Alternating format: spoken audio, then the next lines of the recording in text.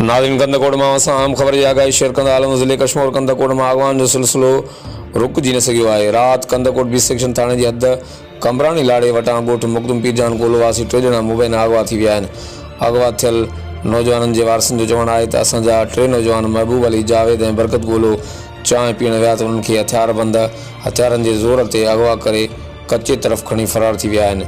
मगुनि जे वारसनि SSP कशमोर क़ंधकोट Zubair नज़ीर शेख खां मुतालबो कयो त अगवा वाक़े जो नोटिस वठी मुगुनि खे फौरी बाज़ियाब करायो वञे।